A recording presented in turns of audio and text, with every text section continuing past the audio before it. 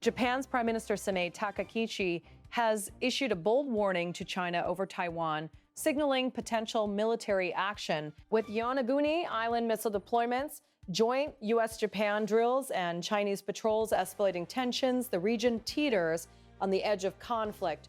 Watch to understand how Japan and China are confronting each other today.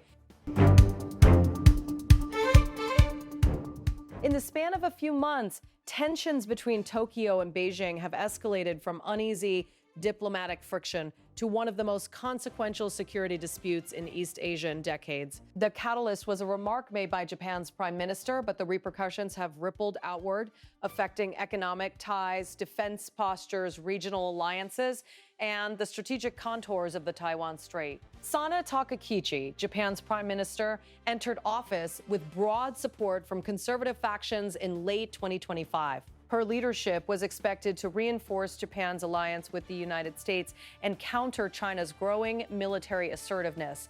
Yet it was a statement she made in early November that ignited a diplomatic storm. Responding to a question in the Diet, Takaichi said, if China were to use military force against Taiwan in a way that could be considered threatening Japan's survival, then that could constitute a situation triggering Japan to act in defense of itself, crystallizing. A debate in Tokyo over the country's role in regional security. Tokyo insists the statement did not mark a change in official policy, noting that Japan's post-World War II constitution still limits the use of force to self-defense. Japan's military is legally designated as the Japan Self-Defense Forces, with a foundational commitment to avoid offensive action outside its territory. But the 2015 security legislation allows for collective self-defense in certain circumstances, enabling Japan to assist an ally if an attack threatens its survival. This law has long been the basis for Japan supporting U.S. forces in a crisis. Takaichi's comments made explicit what many Japanese security planners have quietly acknowledged.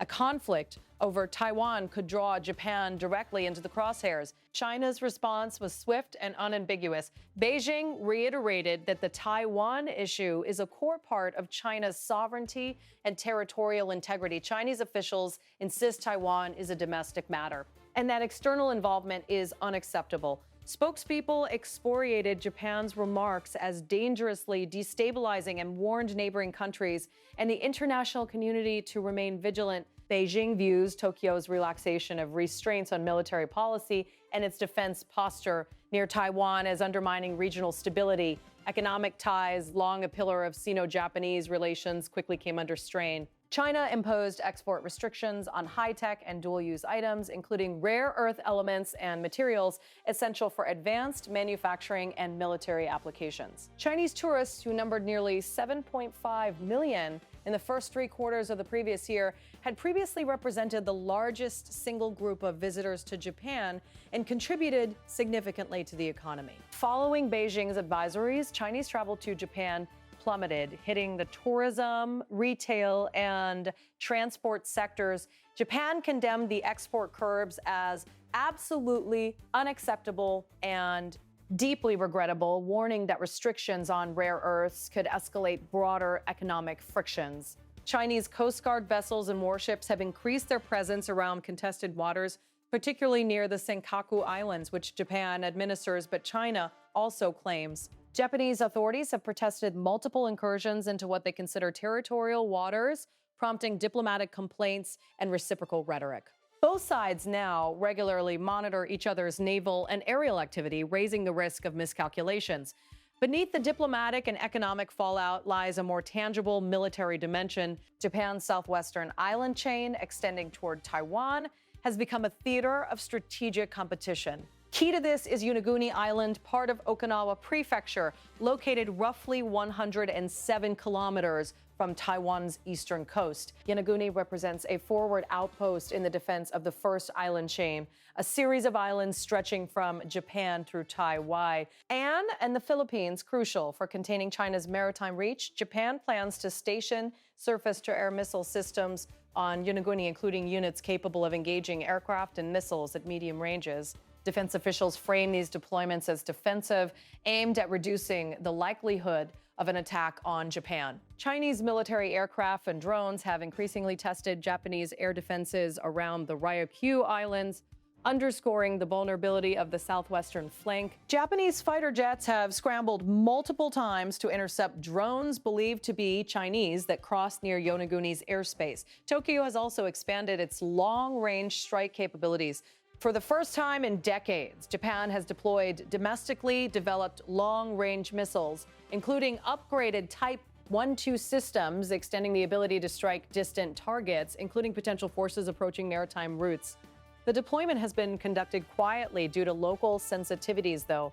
Beijing views it as provocative, accusing Japan of breaking post-war pacifist norms and remilitarizing the region. Alongside domestic deployments, Japan has deepened defense cooperation with allies. In early 2026, Japanese ground forces participated with U.S. and Philippine forces in maritime drills in the South China Sea, marking the first Japanese missile firings from Philippine soil since World War II. These exercises demonstrated interoperability, showcased Japan's evolving defense role, and highlighted how disputes over Taiwan could draw in regional allies. Beijing criticized these moves as a provocative alignment of outside forces against China's security interests.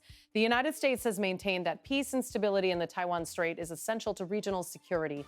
American forces have established forward arming and refueling points on Yonaguni to facilitate rapid response, and Washington has reaffirmed support for a free and open Indo-Pacific. Chinese President Xi Jinping, during a summit with U.S. President Donald Trump, warned that missteps over Taiwan could push U.S.-China relations toward direct confrontation, reiterating that the Taiwan question is the foremost issue in bilateral relations. Japan now confronts a strategic reality. A conflict over Taiwan, once distant and theoretical, could become a direct challenge to its national security. Policy debates in Tokyo wrestle with ambiguity over what constitutes an existential threat under collective self-defense law. Critics argue Takaichi's remarks have boxed Japan into a rhetorical corner. Retreat could undermine her domestic popularity among constituencies wary of China, yet doubling down risks inflaming regional tensions further. Public sentiment in Japan reflects this dilemma. Surveys show rising concern about China's military activities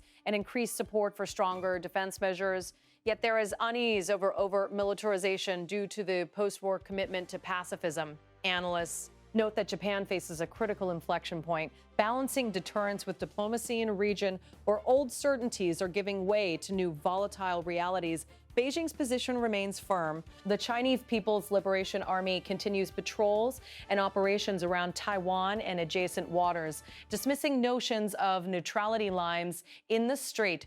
Beijing frames foreign interference and domestic secession as threats to peace, presenting its own maneuvers as legitimate defense of core interests. Summer 2026 brings no sign of de-escalation. Diplomatic channels have not resolved differences, and economic restrictions continue to weigh on trade flows. Strategic competition over Taiwan intensifies, alliances strengthen, and East Asia's security architecture remains in flux. Leaders in both Tokyo and Beijing now speak less of distant contingencies and more about readiness, deterrence, and alliance coordination. Whether the region achieves stable balance or spirals into deeper conflict will depend not only on Japan and China, but on the broader network of regional partners increasingly intertwined in the Taiwan Strait and the wider Indo-Pacific. Amid this tension, Japanese authorities continue to monitor threats from North Korea as well, considering the possibility that any confrontation involving the United States could further complicate regional dynamics. Analysts note that Japan has not formally defined the threshold for what constitutes an existential threat under its collective self-defense policy, leaving strategic ambiguity as both a deterrent and a source of potential friction. The new Prime Minister's strategy is a blend of rhetoric, legal frameworks, and calculated military readiness. Takaichi, a disciple of former Prime Minister Shinzo Abe, has emphasized that a Chinese action against Taiwan could be perceived as a threat to Japan, highlighting a continuation of Abe's approach to security and regional deterrence. Retreating from this stance could compromise set public approval and undermine her reputation as a strong advocate for Japan's sovereignty and a cautious but firm counterbalance to China. All of these developments, ranging from economic pressures and tourism declines to missile deployments, joint exercises, and airspace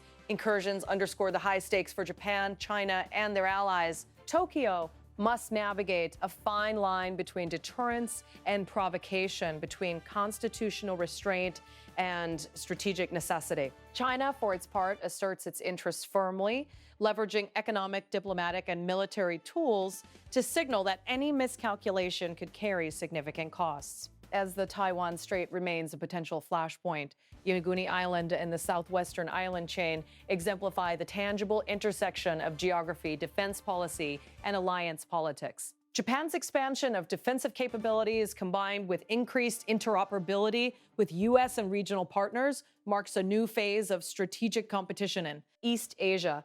The situation continues to evolve daily, with each statement, maneuver, and deployment contributing to a delicate and high-stakes regional balance.